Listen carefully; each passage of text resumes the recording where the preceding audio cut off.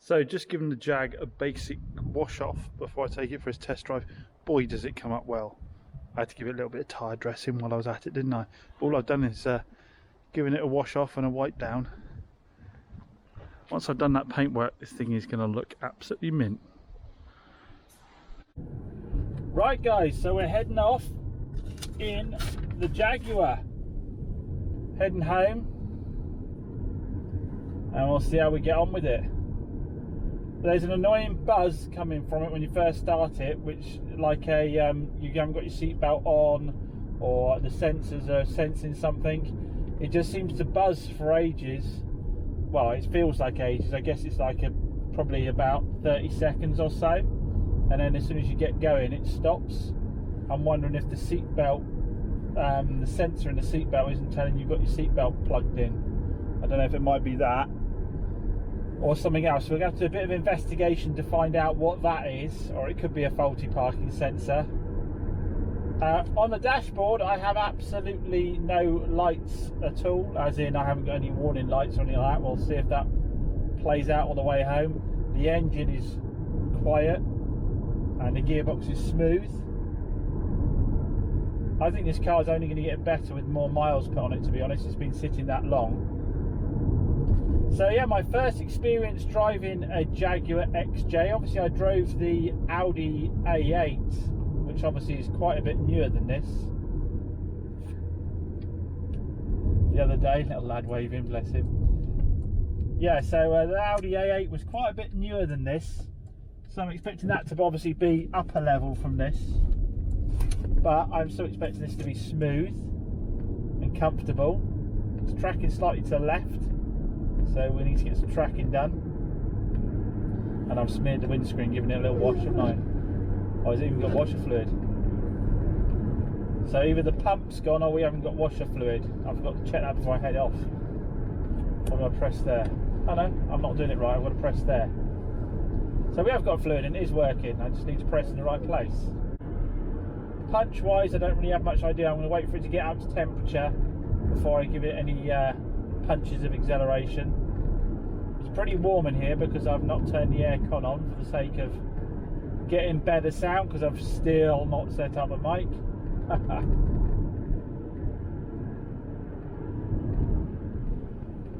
Now I don't want to MOT this one straight away because I've been doing that recently and then it's been taking me a while to get around doing the bodywork and the MOT is just ticking away.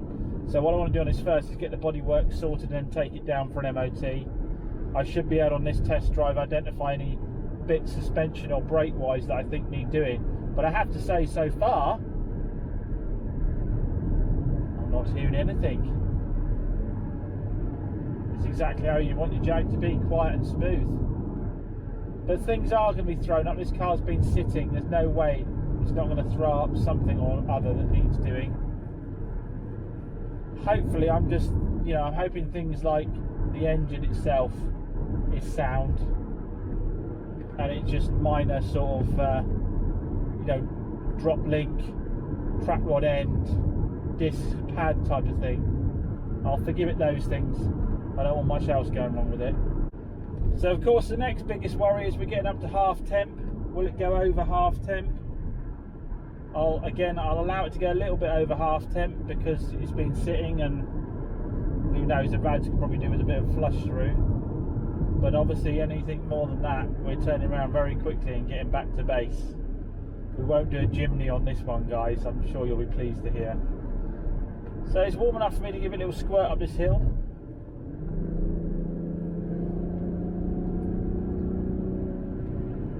It's accelerating smoothly. It kicked down a couple of gears there quite comfortably, accelerating smoothly. Obviously this is not going to be quick. What are these 3 litre V6s, like 200 brake horsepower or something, in a car that does weigh a lot, so I'm not expecting it to be very swift. So we're starting to get to the point where we're going to get to my favourite corners, so we'll see how it goes through those. Obviously I'm not looking at it to have sort of Suzuki Swift Sport types of turning, but being a Jag, it should have a little bit of a sport feel to it, I think. I wouldn't expect too much body roll. Oh no, typical, we've hit a tractor, so we're not going to be able to check any of that. We haven't literally hit a tractor, thank God.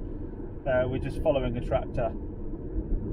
So we're going to have to hold off that corner test for a little minute or two. Well, he's done a gentlemanly thing and pulled over. So we are going to get a chance to check the corners. The guy in front isn't going particularly quick, but we'll still get a rough idea. So through this one. Well, it's got good turning. I think slightly sharper that side because that track is out, isn't it? So it's probably turning in a bit quicker to the left.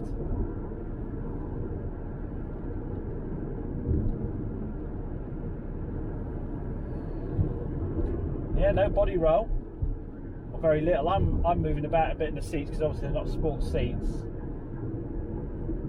It doesn't feel like the front end's washing out. It's a tight one. No, held that line really nicely.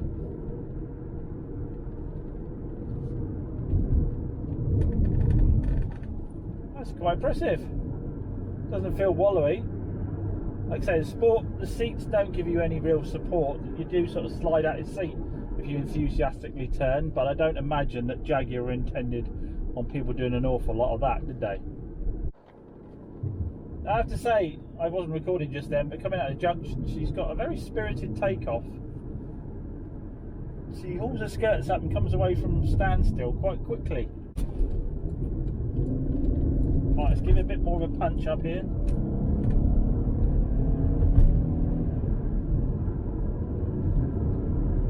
Certainly nowhere near as quick as the Audi, but it's brisk enough to keep you happy, I'd say.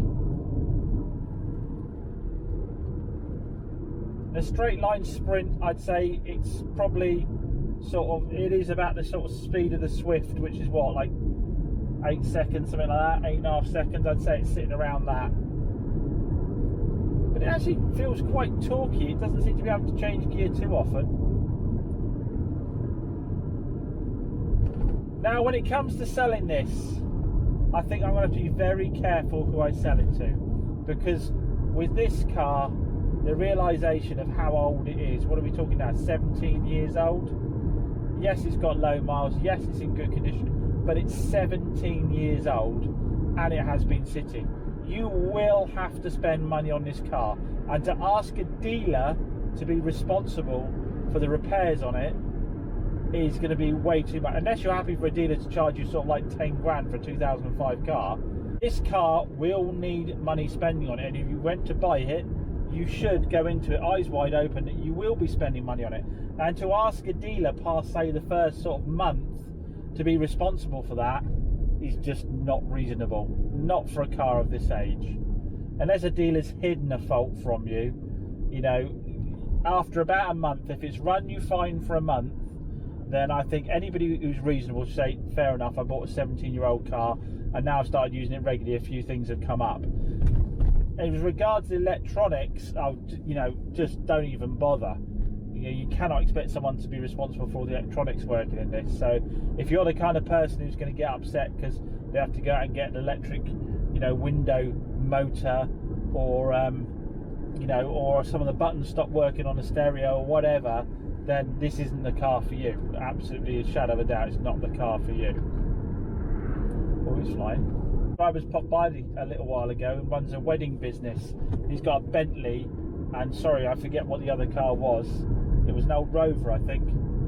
And looking at this today, all cleaned up, I did think that it is the kind of car that you could get it to pay for itself quite comfortably. I think this would be a fantastic wedding car in this colour. So if you got the bits of paint done, the interior is immaculate, the exterior would look immaculate, but it wouldn't cost you a fortune to drive it around being just the 3 litre. Nobody really worries about what the engine size is for that, and you wouldn't have to charge an absolute fortune for it as a wedding car. But I think you could probably recoup the money on this car quite quickly. I know he said on his Bentley he recovered it, I think he was saying, within sort of about 12 months or so, and it would also then contribute to any running costs repairing it. So yeah, I think it would be perfect for that kind of thing. I've got to get a code in for the stereo. I'm hoping and praying that's within the paperwork I've got for that. I don't know where I go about getting a code for an old Jaguar otherwise, unless it's actually on the head unit itself when you pull it out. Maybe one of you guys will know about that. We've got a motorbike behind us. Let's let him by so he can have his fun. No, he doesn't want to go. He's obeying the lines. Fair play to him. Always try and let people have their fun if they're out on their bikes. Oh, just one more message as well to put out there. Kev Bissett, if you're watching, I think the Jag's ready for you now, mate.